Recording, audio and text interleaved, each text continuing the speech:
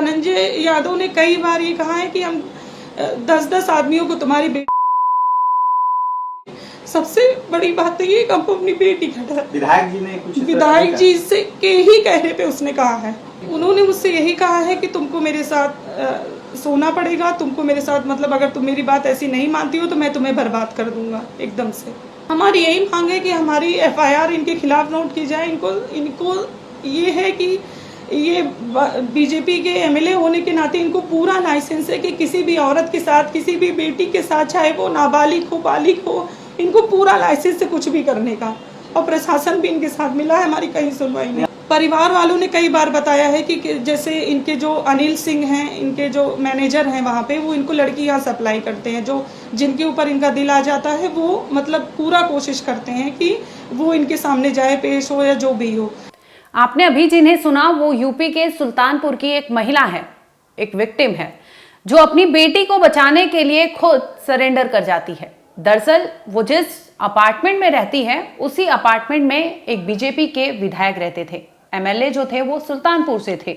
अब वो विधायक अपने गनर जो धनंजय यादव है उनको विक्टिम के घर पे भेजते हैं। धनंजय यादव के पास बकायदा इन सभी का नंबर था, यानी विक्टिम जो है उनके खुद का नंबर, विक्टिम का नंबर, उनके पति का नंबर, और फिर वो ऐसे कॉल कर करके उस महिला को परेशान करते थे कि आखिरकार वो बेबस हो जाती थी। और जिसके बाद वो जाती थी एक एमएलए उसी अपार्टमेंट में जो रहते थे, जो खुद को बीजेपी यानी आपको बता दूं सुल्तानपुर विधानसभा से वो खुद वहां के एमएलए हैं, उनके घर जाती है।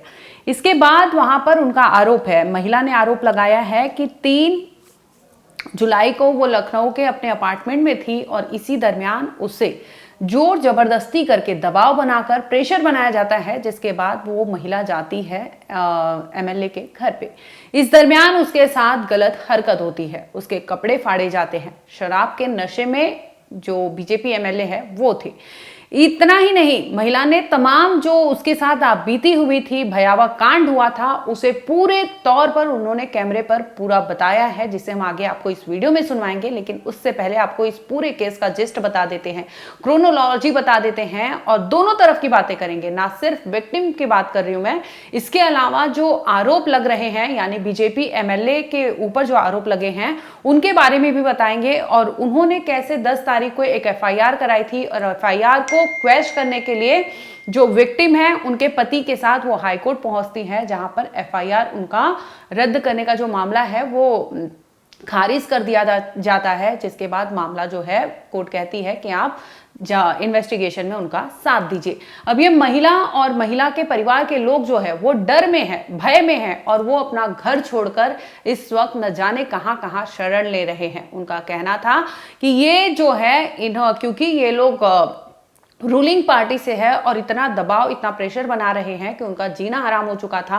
तरह तरह की धमकियां दी जाती थी और समय समय पर घर पर बुलाया जाता था। अगर वो नहीं जाती थी तो उन्हें धमकी दी जाती थी कि तुम्हें और तुम्हारी बेटियों के साथ जो कांड करेंगे वो ठीक नहीं होगा। इसका बकायदा इन्होंने प्रेस कॉन्फ्रेंस में कहा है, जिसे लेकर हम आगे सुनवाएंगे। स्वागत है आपका, आप देख रहे हैं क्राइम तक, मैं हूं अश्विनी सिंह। दरअसल महिला का मानना है कि वो उसी अपार्टमेंट में रहती थी जहां पर बीजेपी के विधायक जो हैं, सुल्तानपुर सीट से विधायक जो हैं वो वहां पर रहा करते थे। और इस दरमियान इनका कहना था कि क्योंकि एक ही अपार्टमेंट में रहते थे तो दोस्ती यारी पहले से थी, लेकिन समय समय पर जो विधायक है वो जब भी लिफ्ट में मिलता था या फिर आमना सामना होता था तो वो तरह तरह के या फिर गंदे भद्दे कमेंट्स इन विक्टिम को जो है करते थे। इतना तक कि महिला ने कहा कि जब मैं लिफ्ट में जाती थी, लिफ्ट रोक दी जाती थी और उसमें अगर और कोई होता था तो उसे बाहर कर दिया जाता था, और उस दरमियान लिफ्ट में बीजेपी एमएलए और सिर्फ वो महिला होती थी। ऐसे संगीन आरोप महिला ने लगाए हैं। और जब वो एफआईआर या फिर पुलिस के यहाँ जाती है मुकदमा दर्ज करने के लिए तो कोई उसकी सुनवाई नहीं होती। थक हार कर महिला आयोग के पास जाती हैं, वहां पर भी उनकी शिकायत नहीं सुनी जाती। जिसके बाद वो एक प्रेस कॉन्फ्रेंस करती है और अपनी पूरी आपबीती सुनाती है, जिसमें कहती है कि कैसे उन्हें समय समय पर गनर को भेजा गया था, एमएलए के गनर उनके घर आते थे, उन्हें धमकियां देते थे। और इसके अलावा उनकी मंशा जो थी, यानी मोटिव जो था, उस महिला के साथ, उनकी बच्ची के साथ तरह तरह के वो चीज़ें बोलते थे कि तुम्हारा रेप कर देंगे, तुम्हारी बेटी का रेप कर देंगे, तुम्हारे साथ ये कर देंगे, यानी अटैक करना, टारगेट करना, इन तमाम चीज़ों की धमकियां उन्हें मिलती थी, जिसे लेकर महिला आहत हो गई थी। इस पूरे मामले पर उन्होंने क्या कहा वो सुन लीजिए। विनोद सिंह विधायक जी हैं, भाजपा से हैं, तो उन्होंने मेरे साथ रेप करने की कोशिश की है। मतलब कई दिन से वो मेरे पीछे कई महीनों से पड़े रहते थे। मुझे कई बार उन्होंने ऑफर किया फ़ोन कर करके, और अपने उनके जो गनर हैं उनके धनंजय यादव, उनसे बुलवाते थे। धनंजय यादव हमेशा मुझसे कहते थे कि अगर आप सर की बात नहीं मानेंगी, नहीं जाएंगी, तो मैं आपकी बेटी का या आपका मैं सामूहिक बलात्कार करवा दूंगा। मेरी बेटी मात्र 10 साल की है, तो डर मुझे अपने से ज़्यादा अपनी बेटी के लिए लगता था। तो क्या होता था कि मैं जाती थी, लेकिन लास्ट टाइम 3 जून को ऐसा हुआ कि वो शराब के नशे में धुत थे। उन्होंने मुझे फिर बुलाया, धनंजय यादव आए मुझे बुलाने मेरे फ्लैट पे। हम लोग एक ही अपार्टमेंट में रहते थे, तो वो आए मुझे बुलाने। तो जब मैं गई वहाँ पे, तो उन्होंने एकदम से मेरे ऊपर वो अटैक कर दिया। मतलब मेरे प्राइवेट पार्ट को छूने लगे, मेरा कपड़ा फाड़ने लगे, वो करने लगे। मैंने उनको धक्का दिया, मैंने कहा ये सब आप क्यों कर रहे हैं, आप मेरे पिता तुल्य हैं, ये सब आपको शोभा नहीं दे रहा। तो उन्होंने कहा अगर तुम मेरी ऐसी कोई बात नहीं मानोगी तो मैंने बहुत लोगों को ठिकाने लगा दिया है, बहुत लोगों को मैंने ख़त्म कर दिया है। एक कोई पूर्व विधायक भी हैं सुल्तानपुर के, कोई सोनू मोनू सिंह, मैं उनको जानती नहीं हूँ, लेकिन मेरे पास उनका ऑडियो है जो उन्होंने मुझसे कहा है कि मैंने उनको भी रास्ते से हटा दिया है, ख़त्म कर दिया है, तो तुम कुछ नहीं हो। और सबसे बड़ी बात है कि प्रशासन भी उनके साथ मिला है। उनके अपने जीजा डीजी हैं आलोक कुमार सिंह, और मृत्युंजय सिंह इस समय है सर्विलांस प्रभारी महाराजगंज के, वो मेरी लोकेशन निकाल निकाल के इनको देते थे। विक्रम सिंह है थाना प्रभारी हजरतगंज, इंस्पेक्टर हैं वो वहाँ पे। मैंने कई बार उनसे शिकायत करने की कोशिश की, लेकिन उन्होंने मेरी नहीं सुनी। तो 4 तारीख की बात है कि उन्होंने कम से कम 12-15 आदमियों को जो मानसिक रूप से अपराधी हैं, वो उन्होंने मेरे पीछे लगा दिए कि पति को और इसकी बेटी को मतलब हटा दो, रास्ते से मार दो। तो मैं आनन फानन में मैं यहाँ आई, और 4 तारीख से मैं दिल्ली में हूँ।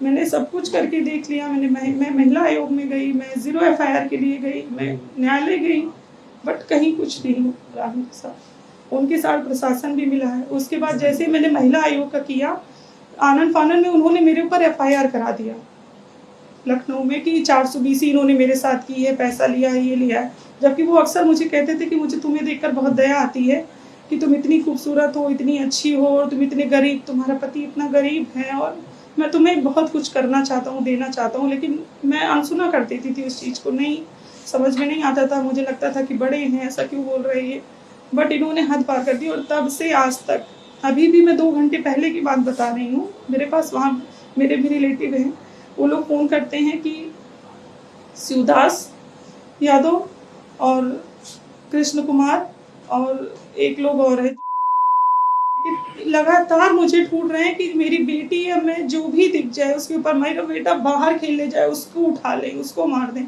मतलब मैं कहीं भी निकल नहीं पा रही हूँ, ना मैं इनकम सोर्स मेरा ख़त्म हो गया है, मैं कहीं नहीं आ जा सकती हूँ। मेरा बेटा 4-5 दिन से बीमार है, लेकिन मैं डॉक्टर के पास नहीं जा सकती। मेरी बेटी का स्कूल खराब हो रहा है इसी डर से कि कुछ भी हो सकता है, क्योंकि ये मौजूदा विधायक है तो इनकी सुनवाई ज़्यादा है, मेरी कुछ नहीं है। प्रशासन इनके साथ है। ये विधायक कहाँ की है? ये सदर सुल्तानपुर के। क्या नाम है पूरा? विनोद सिंह। किस पार्टी से हैं? भाजपा।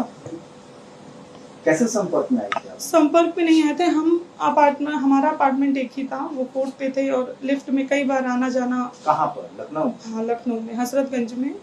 आपने अभी एक पक्ष की बातें सुनी हैं, अब दूसरे पक्ष की बात कर लेते हैं। जिस विधायक पर, यानी जिस बीजेपी के MLA जो सुल्तानपुर विधानसभा सीट से MLA हैं, उन पर जो आरोप लगे हैं, उनका बकायदा 10 तारीख को एक FIR कराई जाती है लखनऊ के हजरतगंज पुलिस थाने में, जहां पर बताया जाता है कि उन्हें, क्योंकि वो जो महिला है और महिला के पति है, उन्हें कहा जाता है कि महिला के पति उनके साथ उनके घर पर आए थे, दोस्ती यारी की, और इसके बाद उन्होंने कहा कि वो खुद PMO में तैनात हैं, और इसके साथ ही वो आला अफसर को जानते हैं। यहाँ तक कि PMO के जो वहाँ पर नौकरी के लिए जाते हैं लोग, या फिर पीएमओ की जो सर्विस होती है वहाँ पर कई उनके ऐसे पहचान है, यानी बड़े बड़े काम वो बड़ी ही आसानी से कर देते हैं।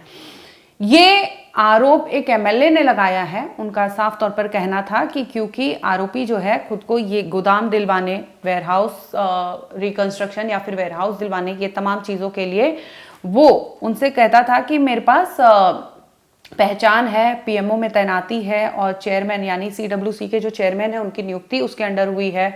वो खुद को एक बड़ा अफसर यानी आईएएस ऑफिसर बताता था। इन तमाम चीज़ों की जो कहानी है वो एमएलए ने अपने बकायदा एफआईआर में अपने क्योंकि उन्होंने भी जब उन पर आरोप लगता है तो एक सोशल मीडिया पर उनकी तरफ से भी चीज़ें शेयर की जाती है, उनका पक्ष रखा जाता है, जिसमें वो साफ तौर पर कहते हैं कि 10 तारीख को एक बकायदा एफआईआर दर्ज की गई है और ये मामला कोर्ट में अभी भी पेंडिंग है, जिसमें आरोप लगा था कि ये विक्टिम जो है उनके हस्बैंड उनके घर पे आए थे। अब आप सोचिए, यहाँ पर गौर करने वाली बात यह है कि एक एमएलए को पीएमओ में तैनात ऑफिसर या फिर आईएएस ऑफिसर वो उन्हें पहचान बताता है और वो उस पर मान जाते हैं, जिसके बाद वो उन्हें पैसे रुपए या फिर जो भी लेन देन की चीज़ें होती है वो करते हैं। एफसीआई में गोदाम दिलवाना था, एमएलए को ये चाहिए था। उन्होंने बकायदा ये आरोप लगाया है एफआईआर में कि मुझे गोदाम दिलवाने के नाम पर मुझसे ठगी की गई है, फर्जीवाड़ा किया गया है। अब सवाल ये उठता है कि क्या एक एमएलए जो रूलिंग पार्टी से है उन्हें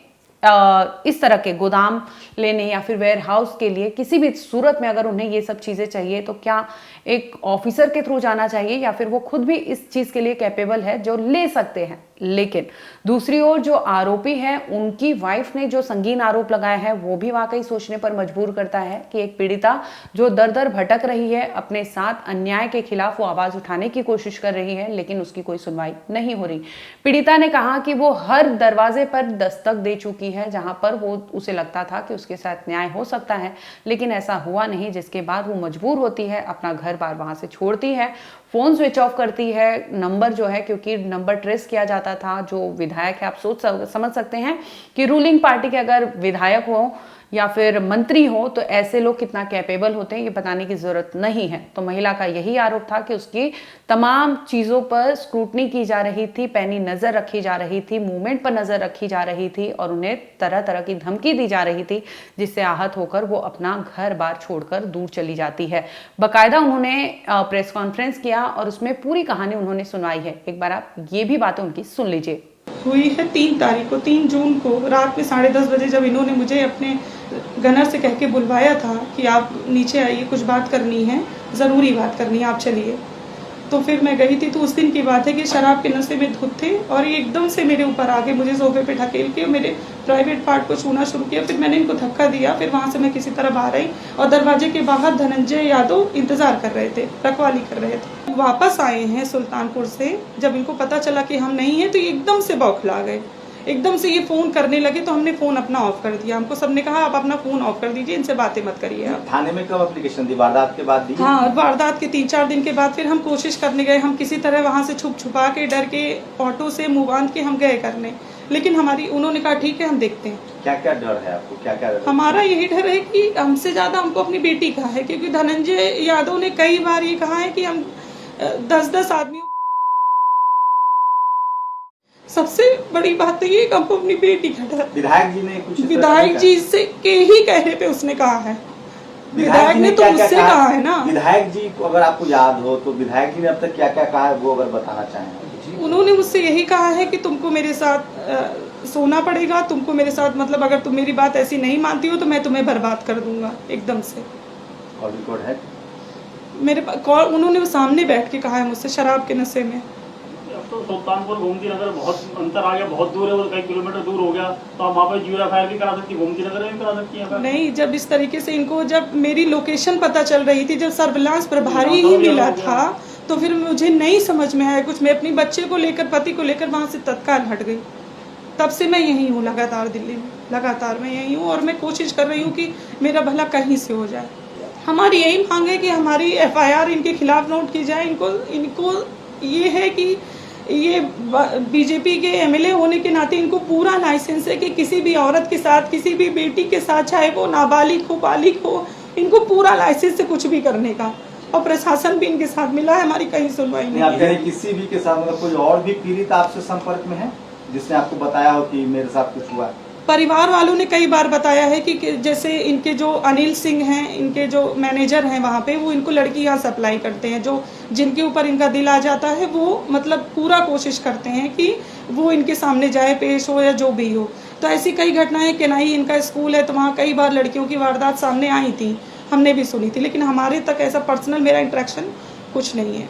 अब जाते जाते आपको विधायक की थोड़ी कुंडली पे ध्यान दिलवाते हैं, आपको सुनवाते हैं। 1971 से लेके 1977 तक जो विधायक है सुल्तानपुर के, इनके फादर खुद वहाँ के मेंबर ऑफ पार्लियामेंट रह चुके हैं, पर्यटन मंत्री रह चुके हैं। इनका दामाद अगर मैं बात करूँ तो वो IAS ऑफिसर है, बहनोई की बात करूँ तो ये IAS ऑफिसर है। जो नाम है, आरोप जिस पे लग रहा है, वो नाम सुल्तानपुर विधानसभा के बीजेपी MLA विनोद सिंह पर लगा है। अभी साफ तौर पर यह कहा नहीं जा सकता कि इसमें कितनी सच्चाई है, कौन सच कह रहा है, कौन झूठ कह रहा है, क्योंकि दोनों तरफ से आरोप प्रत्यारोप का दौर शुरू हो चुका है। महिला ने कहा कि उसकी तरफ से कोई FIR, कोई कंप्लेन नहीं ली गई, जिसके बाद वो मजबूर होकर मीडिया के सामने आती है और पूरी कहानी रखती है।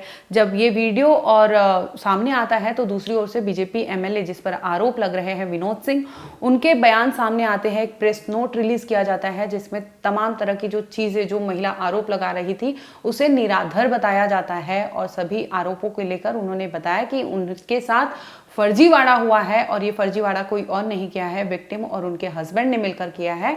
अब सोचने वाली बात यह है कि एक विधायक एक आला ऑफिसर से रिक्वेस्ट करता है कि उसे गोदाम चाहिए, वेयरहाउस चाहिए, जिसे लेकर वो जो पर्सन है वो उसे डिमांड करता है, ब्राइब लेने की कोशिश करता है, जिससे लेकर ये मामला तूल पकड़ने लगता है। तमाम ऑडियो, तमाम वीडियो सोशल मीडिया पर वायरल है। ये केस को लेकर सोशल मीडिया पर जंग भी छिड़ी हुई है, लेकिन बहरहाल आपको बता दें कि मामला अब तूल पकड़ते जा रहा है। आगे आने वाले टाइम में देखना होगा कि इसमें कितनी सच्चाई है, क्या महिला जिस तरह के आरोप लगा रही है वो FIR में तब्दील होता है कि नहीं होता है, क्योंकि उनका खुद कहना है जो आप बीती हुई है, तमाम तरह के जो एविडेंस उनके पास है, वो जब वो पुलिस के सामने प्रोड्यूस करेंगी तो हो सकता है आने वाले टाइम में इस केस को लेकर कुछ आगे बढ़ सके। फिलहाल इस केस में इतना ही है, आगे कुछ अपडेट होगा हम आप तक जरूर लाएंगे। देखते रहिए क्राइम तक।